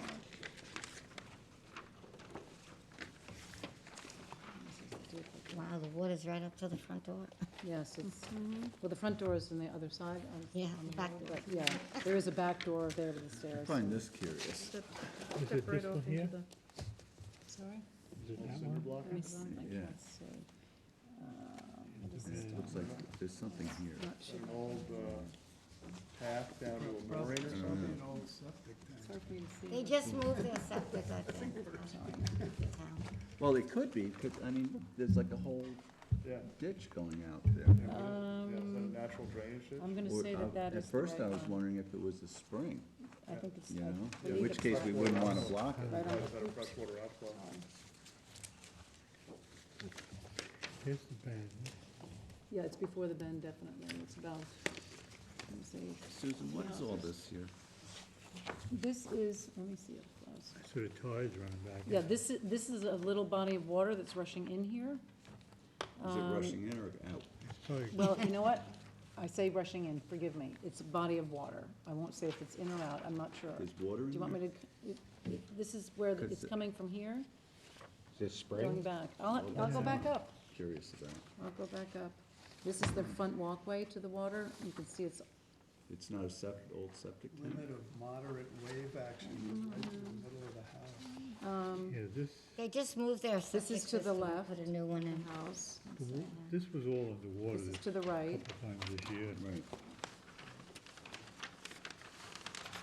But here's this is the fence underneath the house that's protecting it, and you can see all of this was soaking wet. It had all been washed right up to the Yeah, the house. water was up to the road, covering the road there a couple times this past winter. Yeah, it was. This was not like this last year. This is Pretty all bad dug when out. when it freezes up, too. Come around that corner. But this, you can see it's all been scoured out. So, has there been any discussion of possibly raising the house rather than disturbing the I have not, wetlands around it? I have not spoken to her about raising the house, neither did Jim when he was there. It just seems like there's so much sitting water in that area. I just don't know if some core logs are really going to be impactful, particularly if the water's just gonna go around their property line. It's gonna go Yeah, over the it's road. surrounded. Spring mouths, these yeah. spring mouths, I just don't know. I'll go back and Gonna see if be the water's, impactful. which way it's Yeah, when that. Yeah, coming, because you when think it it's might be on coming shore from. Wondering water, if it's a that- spring. That tide Uh-huh, can chop that okay. down real quick. It might just be flooding on like a real high tide. If and it's a running spring, back out. we're not gonna wanna block that with core logs. Right, no, I understand. I didn't, You know, to save the beach. but it- you know, Can't this control is, it. this is what's left of their. It's okay front- to go there and visit? Nobody's there. Can go and visit. You wanna come back with me? I don't know, I gotta You wanna come back and visit? Do you know what the status of the natural resource special permit I is? do not. She has some loose ends, that's why she's not, Might you be know, a she's good not come idea back to in. talk to whichever planner is dealing with it. Yeah, I don't think she had received any of that permitting. Yeah, So we can table this, or Put just your heads together. Yeah. under advisement? Yeah, oh, it's definitely to be tabled. I just Yeah. wanted to show you the pictures, to update it, because it had It's a not very been seen interesting since Yeah, it's August. gonna be a good one. But it's definitely, I was shocked at how damaged it was. Isn't Natural Resources doing a core log project down in Sokides? South end of Sokides on that town property? They haven't come before us. I recall. These are the two properties that they picked up in, what's that called? Behind Daymore? Hampton Waters? The ones that Yeah. Zach came in No, on? no, I Yeah. think on the other side, on the south side, it's Yeah. that Kathy Lester Preserve, Oh, I don't know anything about it. drive in off of. Behind Daymore. Right, yes, Right, yes. Right. Tides Road. Well, down at the other Shoreline end, on the yeah. left. There was a proposal. Do you have the I thought survey Kim might have come, and the documents I sent I down? don't remember. maybe even 2 years ago. Oh, you have, She was talking about the reactive barriers down there. What it is? I think so, yeah. Thank you, Susan. thank you. All right, I'm gonna table that, That'll be a move good on one. to aquaculture. No, I have Clearwater Beach. Oh, I'm going to Clearwater just put Beach, right. Clearwater Beach, this is just an update. I've spoken to James Cafaro, he is the president of the Association for Clearwater Beach, and we are, just an update, he's getting a survey done by Wallbridge, it should be done sometime in mid-April, if not earlier, maybe April 8th, he might be here, he hopes to be. And he needs to have the survey, and the application should be complete with photos of the new bulkhead. He has those. He has to find the old photos. He believes that another member of the committee, the board, has those. So we're hoping for April 8th for him to come, or soon thereafter. So he will have that. He needs to get a permit from us first before he can go to the building department. And then he'll be asking for a new permit for dredging for next year, which he's intending to do in December by That's the right time to 2019, do it. yeah. This year he was late, so, but that's the update on Clearwater Beach. All right, aquaculture, 2019 mosquito larvae survey. Okay, well, Anything I'll new? start by saying that I have been, once again, getting the people to sign up to do this. And we do have a tentative schedule that was sent to us from Vector Control. We're gonna, I think most of the people are returning from last year, except for one student who will be away for the month of July. And Matt Grasso of the Nature Conservancy will not be joining us this year. And I have reached out to Aquaculture Protection Committee, of which I am a liaison and also committee member, asking them to post that on their website to invite people who are living there to maybe give us some time to do this project. It seems that Tom has tentatively scheduled the opening of this project to begin in May, but we're not firm yet about these No, dates. I think he said we pretty much can start in June. Okay, that's good to know. And then where are we with September? Because we do lose students. We're What getting a is new that? student too. Yeah, I thought he said we could do it till the end of August, and then take it from there. Okay, all right. We will be walking the salt marsh at some point with Nicole, Dr. Nicole Mayer from the Nature Conservancy, but I don't think we have a date for that either scheduled. No, that hasn't been arranged yet. Right. I will be taking the Aquaculture Protection Committee members on the walk that I did last year, the 3-mile walk from the north end of Gerard Drive down to Edwina's house. And by the way, did you get my email about Edwina?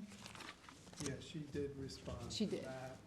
Yeah, we're just confirming the access points and permission to go through private properties with the Nature Conservancy because they made arrangements for that last year, so we really only have 3 properties that we need permission for, and we've gotten it from 2 now, well, gotten it from 1. They're reaching out to the second one, the second and third one, so we should have that pretty soon. And Edwina actually said she would volunteer, but she might not be that reliable. Oh, well, she travels too, and she's in the city back and forth, so. So she's a possibility to fill in. So, okay, all right. Yeah, we had somebody actually who responded from Aquaculture Protection Committee, who's a neighbor in Clearwater Beach, and then he was available on the weekends only. So he comes out in the summer, so I said, no, you have to be here Monday morning, but, so, I think we'll be fine, because we do have a new student from one of our last year's people, and we probably should talk about how many people we will actually hire. We and should put that together, I think, and then come back to the board. and then determine about proposed. what our fee will be to pay them, and also we're offering community outreach for students. You know, if they go back to school, we gave them letters last year. Community service? Right. Right. All right, Next, Done? horseshoe crabs. horseshoe crabs. All right, we're on to that. I have a list of the people who attended our meeting last week, and some people were busy working, so we do have 1, 2, 3, 4, 5, 6, 7, 8 people, including John and myself. Rick, are you thinking maybe you might be doing this Well, I think I'll with be us? more of a pinch hitter, because I will be busy Okay, full all moon right, evenings. okay. That's a little bit of a All right, conflict. and maybe you want to ask your missus, because she expressed some interest, I'll check with her. and see if she, Maybe. wants to do it. I'll But double check. we also have this year 2 younger people, and from Tim, Yes. right? You have a group? Terrific. Is this for our awareness? It's. Environmental awareness group? Students, and just actually have had some community members. Okay, terrific. How many about? I could probably get 12 to 20. Wow. Well, that, Cover the whole harbor. geez, now, yeah, that's great, because we have added on another area this year that we think we'll be able to do or 2 places. And South Fork Natural History Museum is going to field a group to do the beach adjacent to Havens Beach in Sag Harbor. So far. So, So we're hoping to cover probably 3 beaches at least around Northwest Harbor, and in addition to Napeague again. I'm assuming you and Jim are Sure. gonna go again. yep, you'll be Napeaging, right? All right, So that's where we are. We had our first meeting. Our next meeting will be up island at Cornell Cooperative Extension, April 24th, with Matt Scalfani. And we get our equipment. This year, we're gonna be much more scientific than we were last year, counting everything and having, just kind of being out there and counting. We will actually now be monitoring them, how far they are out by throwing, is it a ball that we're throwing on a, They have a protocol for checking the crabs. This year, they're expecting us to follow that protocol.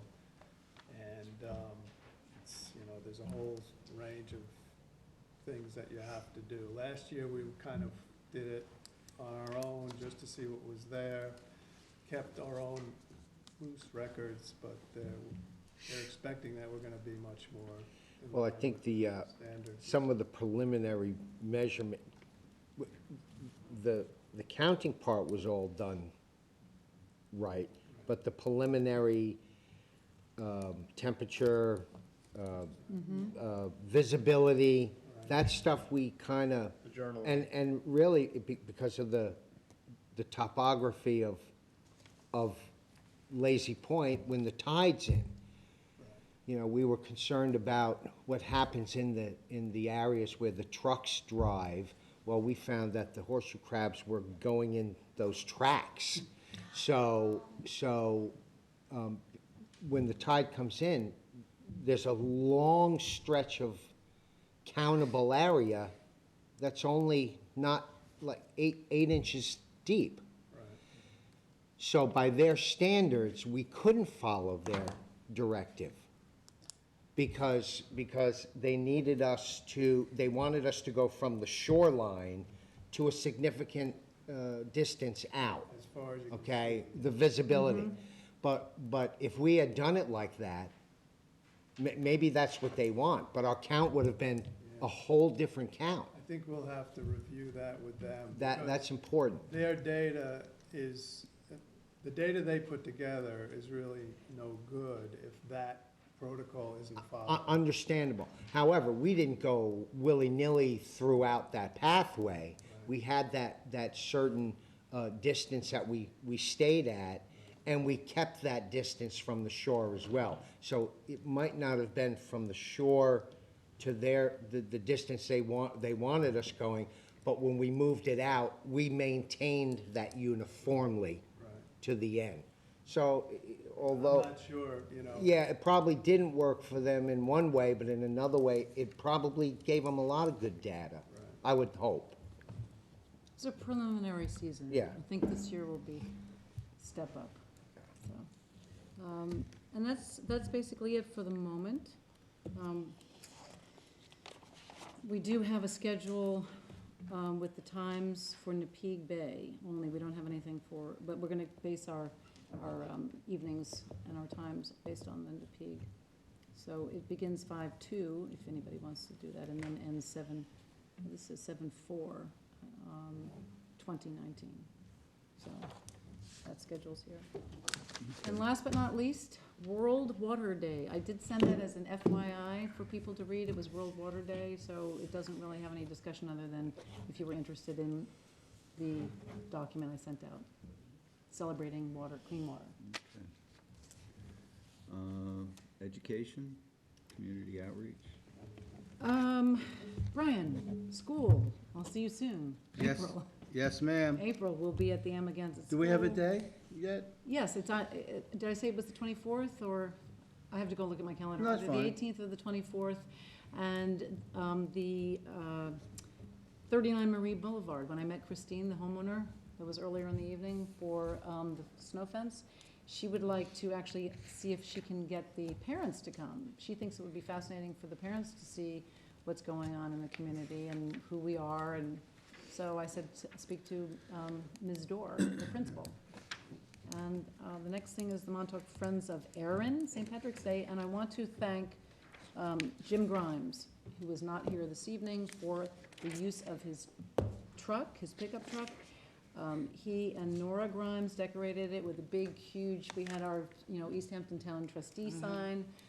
It was done with Irish flags and very, very, trimmed with orange and green.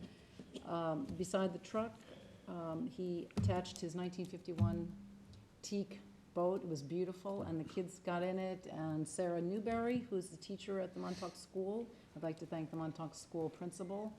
That's And- nice, yeah. Yeah, and the teachers who got all this together, the kids wore the balloon T-shirts, and then they also had these big fish artwork that they had, and turtles, and it was cute, so lots of good pictures. I had my exercise of, I don't know how walk is, but it was a lot of fun, and I gave my green carnations, so everybody liked the flowers, and I think if we do it next year, we'll do the same. Okay. So that was that. Good day. Did you walk with the Great. float? I did. Didn't even see you. I was on the right side of the truck. I was on the other side, I guess. Well, there you go.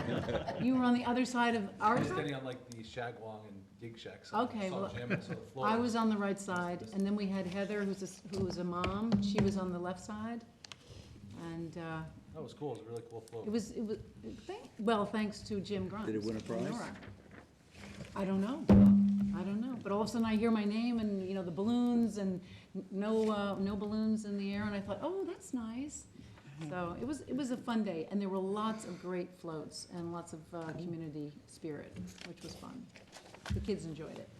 Okay. So that's it. I'm not sure why the Lazy Point leases ended up on this, but I think we should table this until the To the Public public hearing. hearing? public hearing. Anybody? Yeah. Yeah, that's And just if you would, tell everybody the date on that public meeting concerning Lazy Point is April 8th, April 8th. April 8th. Thank you. right here. Right here. Hey, Chris, The lease is on the website? Yes, Yes. everything is it. Everything's on the website. What If they was choose, the, or they could come to the office and pick up a hard copy. what was the mortgage place that you ran the thing through? Par East Mortgage, What is it? Par East, out of Southampton. I can get you some contact info if you'd like as well. And I'd just like to add that I continue to get some good feedback from the trustees. John had another list of questions, and it's been very valuable and helpful, and feel free to continue to kind of pour those on. It's a living document that we're all working on together, so if anybody has a chance to take another read, please feel free to shoot me over some questions, and we'll Okay. keep working on it. Yeah, we just got it again on Friday, so I haven't had an opportunity to read through it, but this week I have to This, sit down with the it again. draft right here? The draft, yeah. I would suggest sending your questions Yes. to Chris by email. So I went through that today with Chris, and he suggested he said I could call him, he'd be perfectly willing to talk to me, but it might be more productive if I put my questions to him in email. It worked out very well. I drafted my questions, and he answered them, so everything was very clear to me. Yeah, it worked for me as well. I appreciate you answering all my questions, Chris. Sure. Okay. Francis, I think, one more thing, I think you and I should speak prior to the hearing. It's important that we can set the guidelines for the hearing, Right.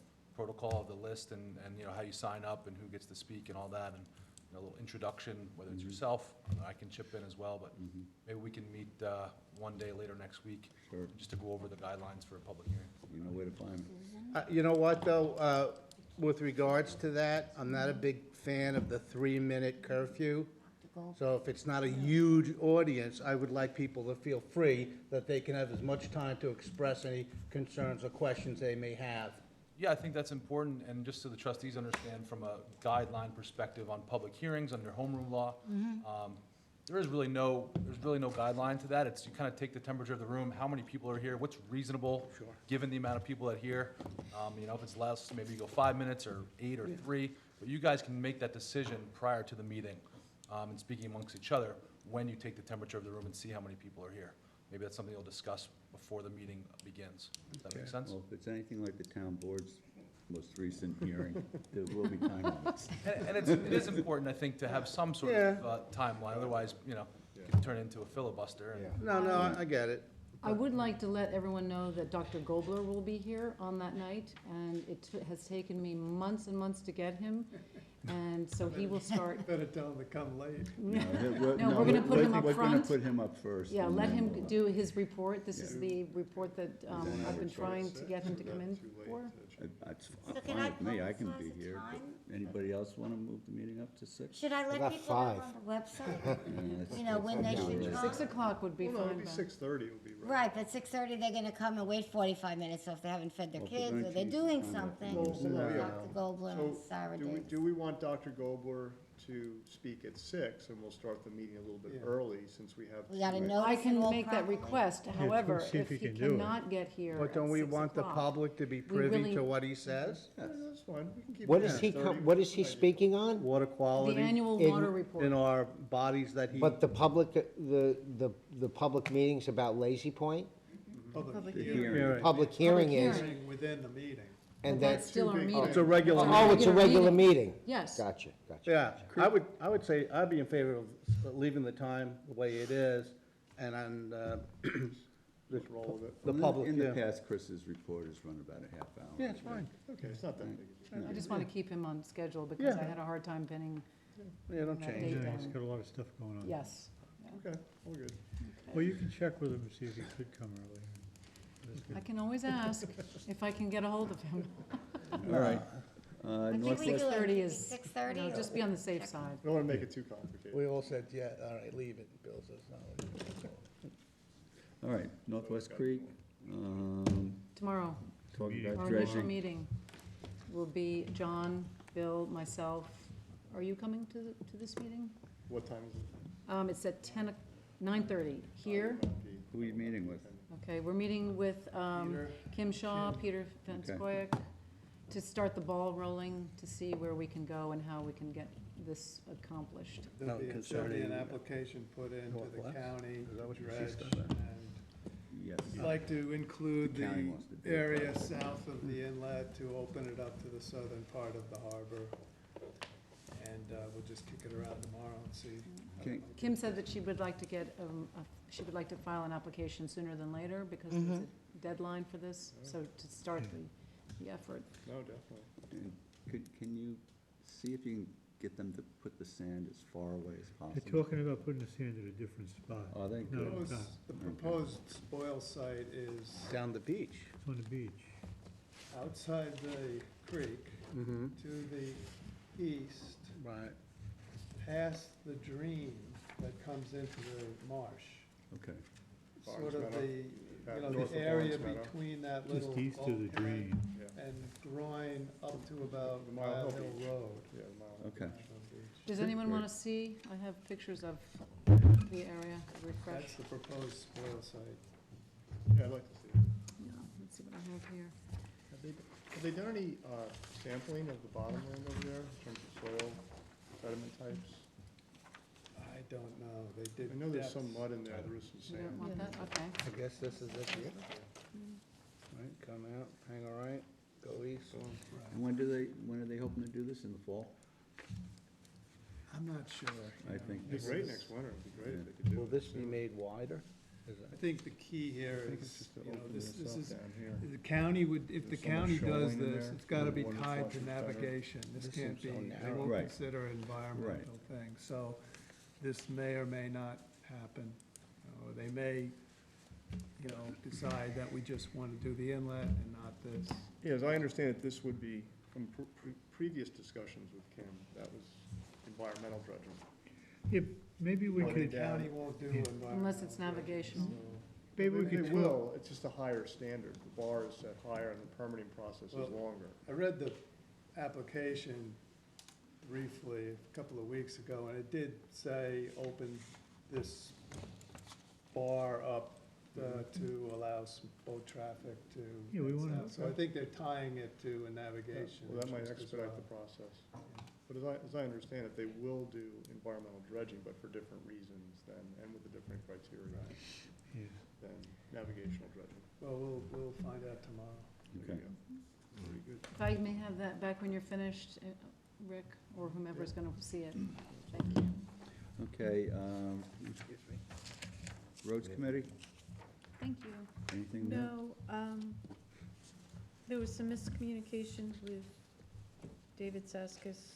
When I had asked him for the quotes, I explained that we were getting quotes from other agencies to determine, you know, if we would do this, you know, who would we choose?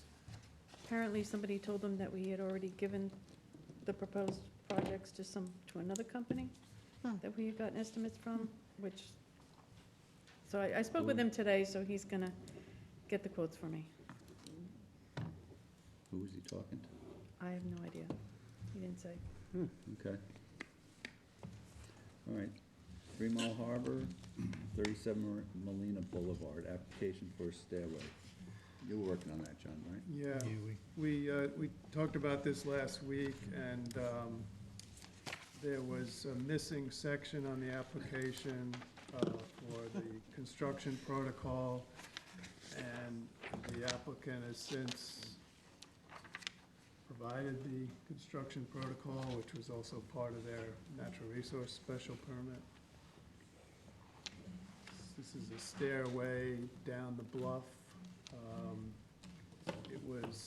It'll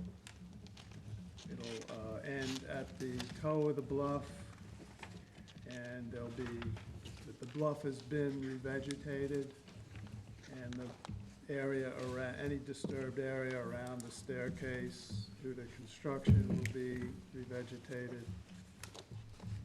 And there's a survey here and a revegetation plan. Wasn't there an issue that you had two different surveys? And- No, there was a revegetation plan that had a stairway drawn on it that extended out to the 6-foot contour, which was a ways out from the toe of the bluff. And there was a survey that showed the staircase ending at the toe of the bluff. and So that's the what they permit will be detailed. issued for the staircase as per the survey that ends at the toe of the bluff. And that's also how the NRSP is written. Did we approve a permit for that? Yeah. Or we have not? We wanted to wait for the We addition. tabled it last week, okay. Yeah, we, If I can, I'd like to make a motion to grant this permit. I'll second. We had a meeting about this Did last everyone week. vote? Yes. So Bill, you feel everything's in order? Yeah, with the everything's veg good, and it's the good, it's location gonna of the stay right staircase? with the survey. That was the big question. Okay. And the construction protocols have been answered, what they're gonna do. And there'll be a post-completion visit Yeah, with we'll get a- vegetation, so. As-built. Okay, all in favor? Aye. Aye.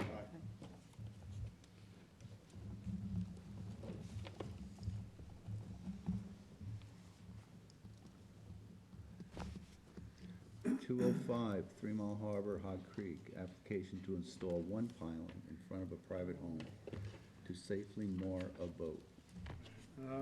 I spoke to this applicant this afternoon, and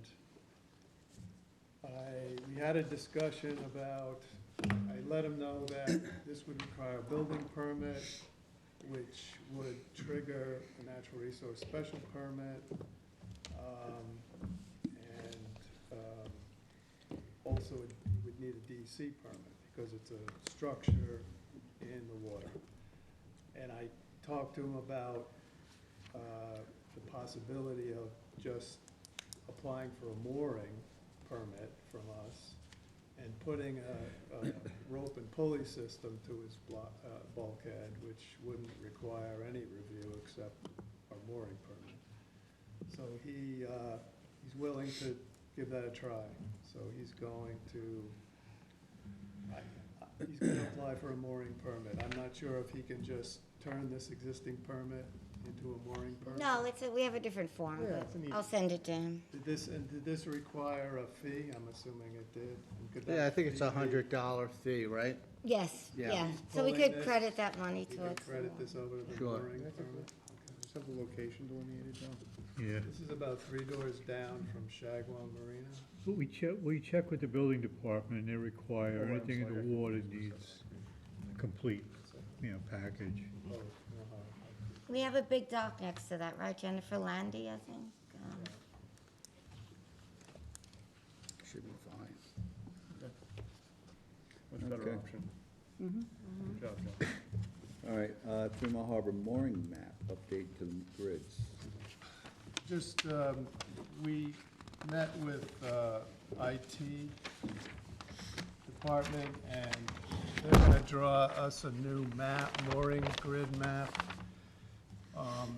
Basically, what exists now is a collection of different radiuses for different sized boats, different numbering systems, and it's kind of confusing for the office. So what they're gonna do is basically take this area, which is the large boat mooring area Hold it out up, in the maybe? middle. So people could- Pardon? So people could see at home or get a picture. Oh, it's upside down. Wait. Upside down. No, that's okay. No, it's not okay. It's not okay. Upside down. Depends on the looking, yeah? Right. There it is. Yep, yeah, the camera's over there. Yeah. No, that's cool. So they're gonna fill this area with only one size mooring radius, You can do the larger swing area? larger swing area. Guy Bennett came by the office today. He does about 30 moorings, and Mark Mendelman also strongly requested it. It's generally, you always have 200 feet between boats. He was really relieved, actually. They had tried to, Bill Taylor knows more about that. So the line closest to the channel will be for the transient moorings.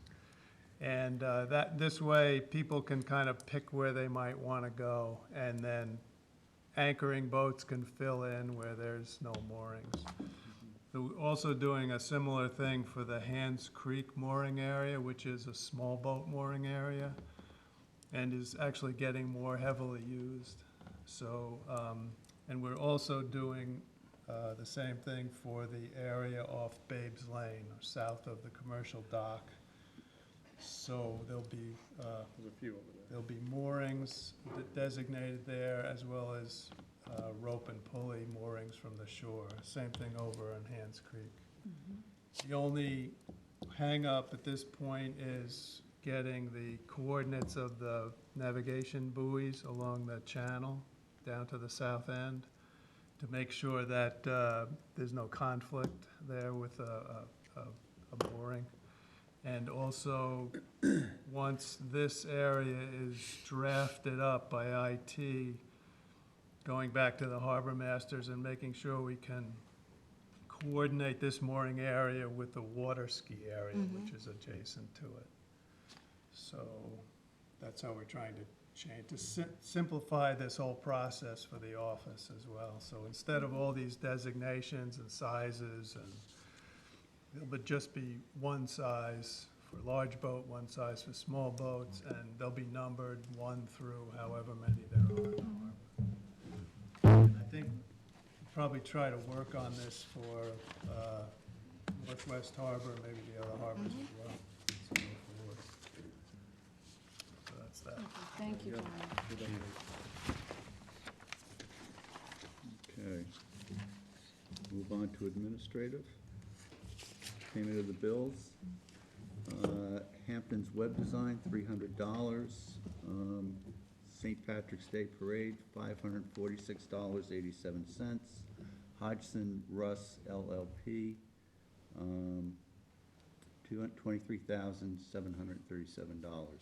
$23,737. Also, what's not on here is, oh God. Isn't Steve, Warner. Warner Yeah. is requesting that we pay him for the work that he's done Yes. so far. We're planning to meet. with $1,000, them? yeah. Yeah, he's, he gave us the initial report. He's adding more to it on his dime, Okay. and then he wants to come in and do a presentation. I believe he's going away this week, Yeah, so maybe when he gets back, he can start something up. What does he want to get paid, how much does he? Well, We're gonna pay him 1,000, 1,000, yeah. his bill is 2,000. Yeah. just 2,000? Do Yeah. a 50% payment and then payment upon the review, kind of. Okay, We paid him 1,000 already, so this Oh, is the so- second 1,000, but it's Oh, been second really 1,000. delayed due to Lazy Point leases and all these other projects we're working on. So really his, Want to do another Yeah. 500? We'll do 500 when we do the review. whatever you guys want to do. That's fine. Is that fair? Yep. Brian? 500 fair, and we'll hold 500 till we do the review? Sure. Okay. Keep them afloat. Mhm. Okay, do I have a motion to pay the bills? I'll make a motion to pay the bills. Second. All in favor? Aye. Great. Minutes, February 25th, not ready. So, okay, those aren't ready, but March 11th's are. I believe I Anybody have a read, I chance to read the review minutes, I them? made additions and corrections as I saw fit, and I assumed they were fine. Susan Vorpal also brought me several. I think a motion with the corrections that Susan brought. A second. Thanks, Jill. All in favor? Aye. Okay. And there will be no report of the clerk. Anybody have anything? Do you want to add? No one? That's it. Motion? Make a Make motion. a motion to Second. say goodnight. All in favor? Good night. Thank you, everybody. Yeah. Yeah. Did you make the motion? And he I did. seconded it.